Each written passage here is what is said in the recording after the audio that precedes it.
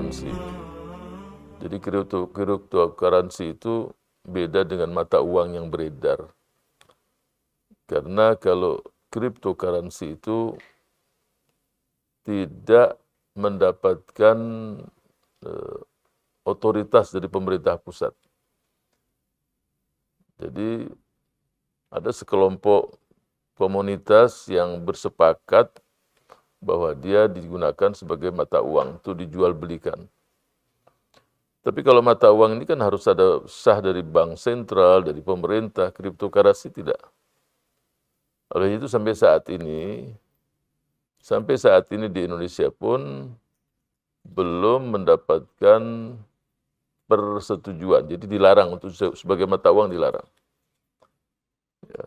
Olehnya itu sampai sekarang belum ada kesepakatan diharamkan atau dibolehkan. Jadi ada yang mengatakan haram, ada yang membolehkan itu juga. Saya ikuti salah satu CEO dari satu perusahaan Bitcoin Indonesia. Dia berupaya untuk membuat barang ini seperti emas dan perak, bukan mata uang. Dia lari dari situ karena tahu pemerintahan kita melarang. Dia mengatakan dia seperti emas dan perak. Sehingga pesertanya di Indonesia cukup besar, udah 1 juta orang. Dan transaksi setiap hari sekitar 100 miliar. Every day. Sekitar 100 miliar. Dan ada yang belanja sebulan lalu dengan harga 20, sekarang sudah di atas 40 juta. Nah, cuma perlu diingat bahwa di bulan Desember 2017, itu nilainya jatuh sepertiga. Jadi yang belanja 30 juta umpamanya, langsung selama hanya 5 hari, nilainya jadi 10 juta. Ya, jadi mereka tetap berusaha bahwa agar produk ini, barang ini, walaupun tidak ada barangnya, jadi kalau ditanyakan apa mana barangnya, nah, jadi yang melarang itu mengatakan ini bukan nggak ada barangnya, bendanya nggak ada kesepakatan. Walaupun safety-nya, pengamannya ya dilakukan itu semua. Jadi kripto itu sendiri dia punya bermacam-macam mata uang. Salah satunya adalah Bitcoin, kemudian Dogecoin, Cardano, Tron, EOS. Jadi banyak nanti. Bahkan beberapa kalau dalam tulisan-tulisan bahasa Arab dia dikatakan an-nuqudur raqmiyah atau sila raqmiyah. Jadi angka-angka saja.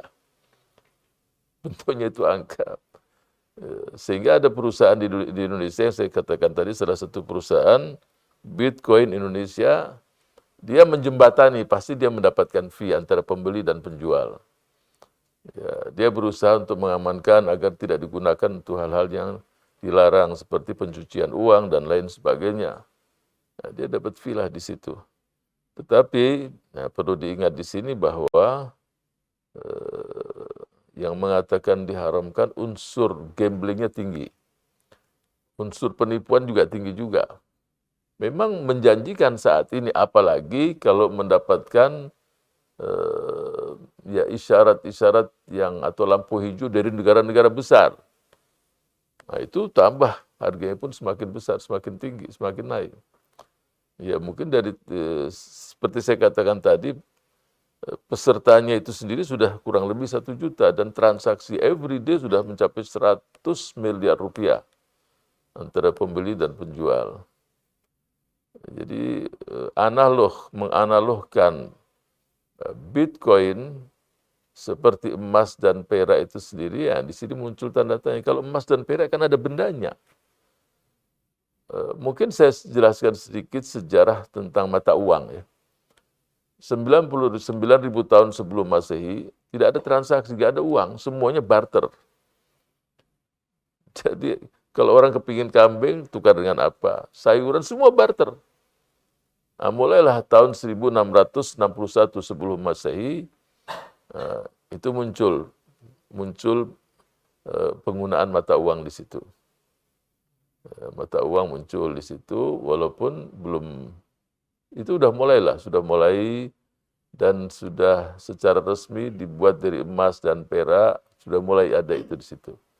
di salah satu negara yang sekarang bagian dari Turki. Ya. Jadi muncul setelah itu bertahap. Setelah emas perak, terus lama-lama muncul uang kertas. Nah, uang kertas itu muncul, tapi ada backup dari negara. Mencetak sekian harus siapkan di brankas di bank sentralnya itu atau tempat penyimpanan uang emas sejumlah itu. Jadi jaminan itu emas. Tapi lama-lama stok emas itu nggak mampu lagi untuk menutupi uang-uang yang beredar. Yang muncul apa? Kepercayaan, surat-surat berharga. Sehingga di zaman Rasul Shallallahu Alaihi Wasallam masih ada yang barter itu masih ada.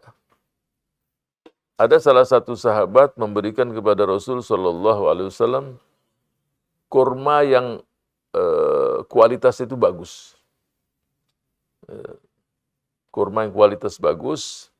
Kemudian Rasul bertanya, min aina laka hadza?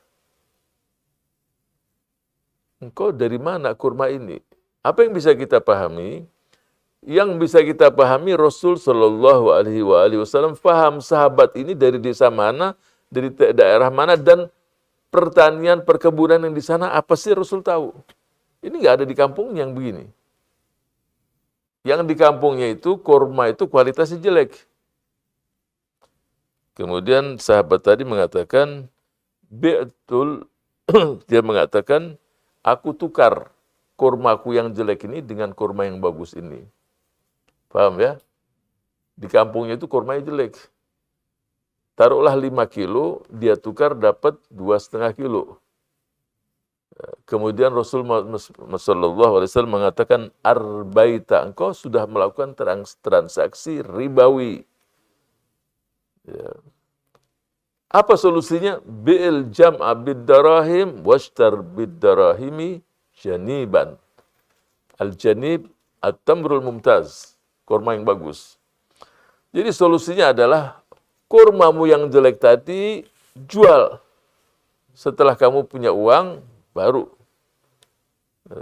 membelikan uang tadi dengan beli dengan yang bagus.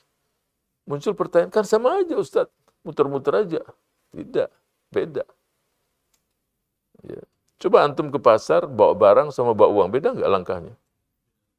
Coba ke pasar, bawa beras dari kampung, masuk pasar.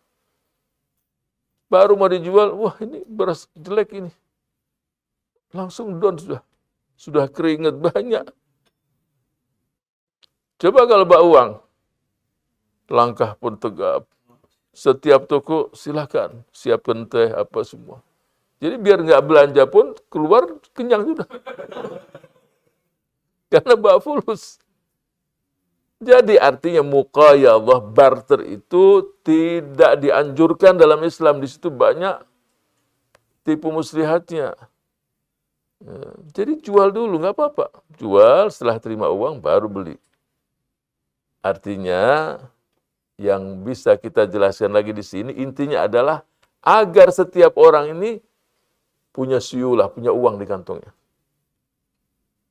Perbanyaklah kantong. Berarti banyak fulus. Dan sekarang anak-anak muda kita, saya lihat kantong celana kantongnya banyak sekali. Tapi saya nggak yakin ada uang atau enggak itu.